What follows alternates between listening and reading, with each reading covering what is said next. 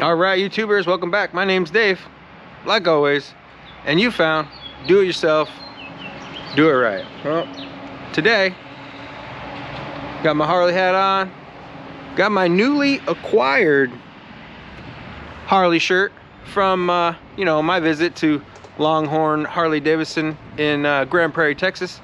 I did a dealership review video. I guess it's gonna that video is gonna start a series, and if you haven't seen that video, link to that's around my head here somewhere. But today's video is going to be a little bit different. I realized that I've had my Road Glide here. I named her Black Betty for obvious reasons. I've had her for a year, and I meant to do like a 6-month review video and then a year review video, but life gets in the way, moving and new job and all that kind of good stuff. So today's video is going to be a year in review of the old Road Glide, and let me tell you, I'm pretty impressed, just to be honest. And I'll get to those reasons in a little bit. But for those of you that are new to the channel, I'm going to take a little bit of time to explain who I am, what I do with my channel. I don't really do it too often. Like I said just a minute ago, my name's Dave, and this is Do It Yourself, Do It Right. I started this channel to try and get people to get out there and start working on their own vehicles, motorcycles, basically anything. And I think I'm accomplishing my goals. I've been getting a lot of comments, a lot of messages, comments in the block below the videos saying, hey, your video helped me out, or hey, thank you for doing that Vermont title video, and link to that one if you need a title around here. That's the whole goal of my channel, is to get people to work on their own stuff, whether it's oil changes, putting a windshield on, just intakes, easy, simple stuff that you can do for yourself. And coming up on almost, July 4th will be a year of me in this channel. So that's me. I'm a helicopter mechanic by trade, and I dabble with motorcycles on the side. I like working on old bikes. I like working on old Hondas and Yamahas, and link to those videos around here. But that's my background. I'm a mechanic. I worked aviation my whole career, basically. I was in the Army, I was in the military. That's another thing. In my video, I promised that there's a flag somewhere. So that's me, that's my channel. And let's get into the 1-year review of the Road Glide.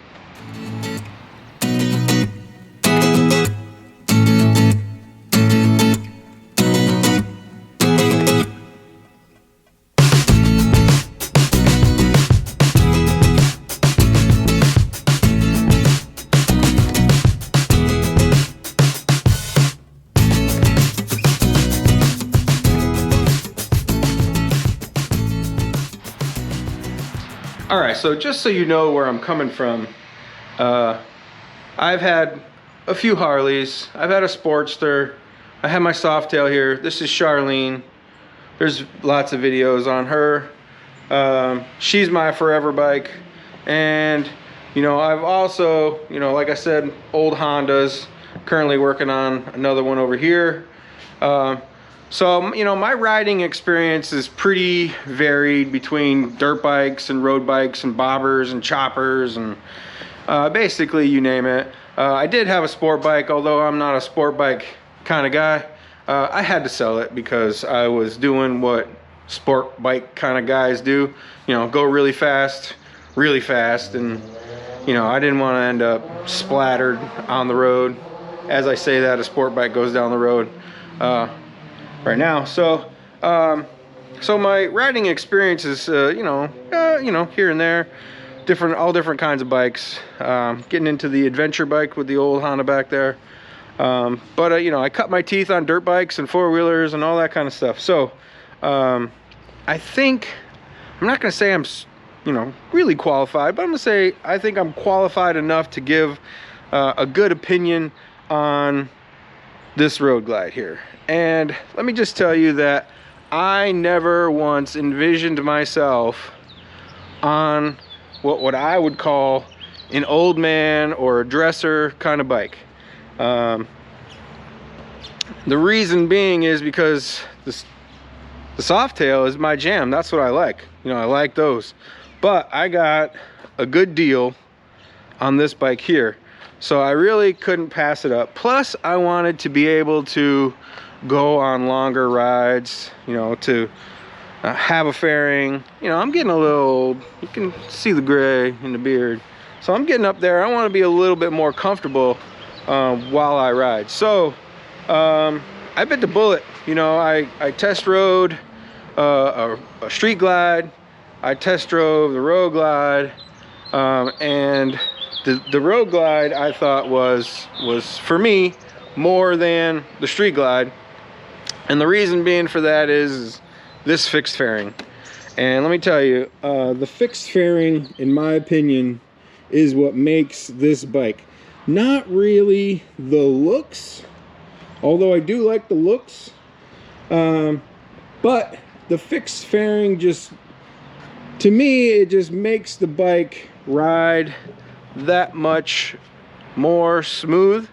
There's no shuddering in the handlebars. Like if you're riding a street glide and the wind's blowing, you can feel it in the handlebars, right? Because that fairing is mounted to the handlebars. Now I guess it's to each its own, you know. So this fixed fairing, I believe, is what makes this bike what it is. So, you know, getting right into this review of this bike, the very first thing that I noticed riding it, buying it, and putting some miles on it is the weight. It's heavy. It's a heavy bike. You know, I cringe and I shudder when I see people online saying, oh, I bought a Road Glide or a Street Glide for my first motorcycle. And I think to myself, oh dear God, you know, they should have bought something else. But, you know, people got money and they want to spend it. So, yeah, so back to the weight. Now I know that, you know, Robert Simmons, he was my neighbor. He tells you that weight doesn't matter if you know techniques and all that other stuff, which is fairly true. But to a brand new rider, weight is everything. And you know, especially for women riders too. You know, if the bike is way too heavy for you, it's not going to be fun or comfortable to ride, especially at slow speeds. So, you know, weight is a big thing, and that's one of the things that I noticed going from my Softail to this is the weight. If you want a lighter, flickier kind of bike, you don't want one of these. You want a Softail or a Sportster or, you know, whatever. But that was the very first thing I noticed. And then the next thing that I noticed is that the engine and the transmission they're the exact same as my Softail, but I believe the gearing is different. This thing feels like it has more torque than my Softail.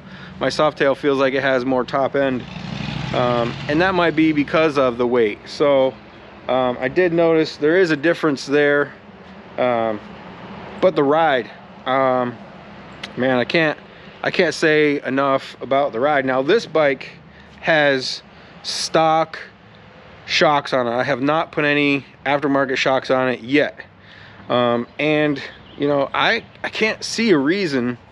And everybody says, well, when you change them, you'll see the reason.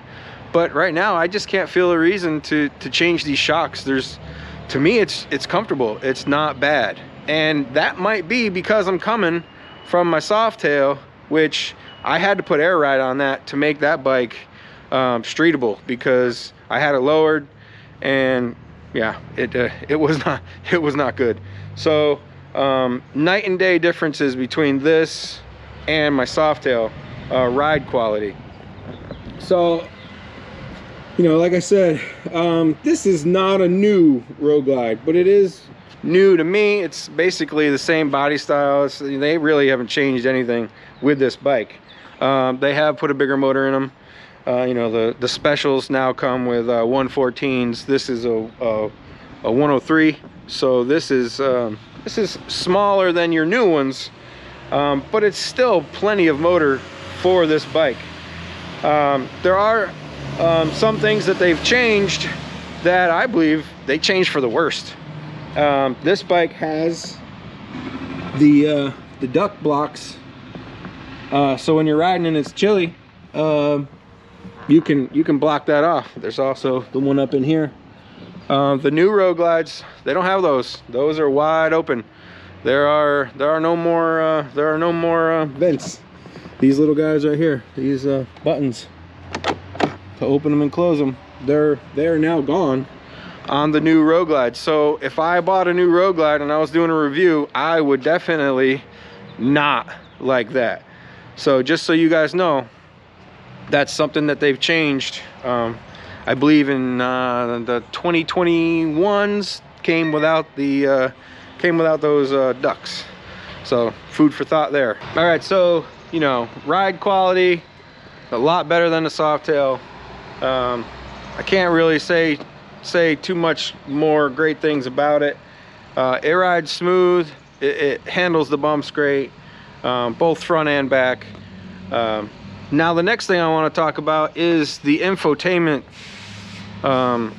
stuff up here. Now, to be honest with you, I didn't want a bike with a radio. I didn't want a bike with navigation. I didn't want a bike with cruise control. Actually, I take that back. I like the cruise control. But the radio, the navigation, the phone calls, the hooking this up, and you know, to me that takes away from the actual ride. Now the radio part of it, I like the radio. I'm not gonna lie. I like the radio. I like being able to listen to tunes as I'm going down the road. That's one great thing. If I could buy one of these bikes with just a radio, because my idea of riding is you ride to get out into the wind and enjoy the ride, not to still stay hooked up to social media. You know, this to me, riding a bike is a stress reliever. So why take all those stresses with me, right? So I don't hook up my phone. I don't do any of that stuff. I don't use the navigation. I don't use half of the stuff that this thing can do. So the radio I like. The cruise control I also like. Not gonna lie there. You know, just set it and go, and I can let my right arm rest. So I do like that. But all the rest of the stuff that's in that thing, I don't even use it. Like all I really know how to use is the cruise control and the volume, you know, up and down, and search and seek out different radio stations. That's all I use it for. Now I know other people use it for, you know, finding Harley dealerships and navigating here and navigating there and blah blah blah. That's, you know, that's not for me. I guess if I take it out on a long ride and I'm going to a specific location, sure, that might be helpful. But you know, if I'm riding, I typically know where I'm gonna go. I know how to get there, and I know how to get back, and you know, that kind of stuff. But you know, I can understand why people like that stuff. It's fun to know, or it's good to know where a gas station is on the way, blah blah blah. But you know, to me all that stuff takes away from the ride. But yeah, so as you can see, obviously this one it has all the upgraded stuff for the year. It's the Boom ST blah blah blah, whatever the heck that is. I you know, like I said, I didn't buy the bike for all that stuff. You know, people are like, oh, Apple CarPlay and Android Auto, and I'm like, no, I don't need that. So if you're looking for a review on the infotainment center, this is not it. I'm not your guy. But I will say I do like these little compartments. This one, that one over there. They're nice to have. The one thing that I would complain about is this little lighter thing here. It pops out and then wobbles all over the place. So I'm not too keen on that. The seat is still stock. I don't have a problem with it. You know, it's comfortable. I don't feel a need to change it. It's one of the things that's typically when I look at a bike, I'm like, oh, I would change that seat 100% right away. And I look at this one and I don't think that it's fine. It's comfortable for me. I guess I'm not that picky when it comes to you know, that kind of seat, but yeah, so that aspect of it, it's not a big deal for me. So moving on back, I do really enjoy the bags. You know, it's nice to be able to throw stuff in here. It's empty. I don't have stuff in there right now. I do have plans in the future to buy the liners to go in there to make it a little bit prettier. But the bags are what they are. You know, they're basically luggage. I take stuff to work. I throw my backpack in here. Oh, look at there. There's I lied. There's a little cushion here, and then you know, some extra glasses, safety glasses, clear ones for at night, and more sunglasses. So, you know, the only thing that I can say about the bags is I wish that they mounted a little bit differently. The little twisty things to take them on and off, they just doesn't really feel all that secure. But you know, they are what they are. You can get different ones that lock in and whatnot. I did get a seat, or not a seat, hopefully it came with a seat. I did get a backrest that I have. The bike came with it. I put it on every once in a while for my girlfriend if she wants to ride. So that goes on. Let's see. The one thing that I would have to say that I do not like, and I'm gonna go over that in just a second. All right, so there's really two things about this bike that I don't particularly like. And the first one is the hydraulic clutch. I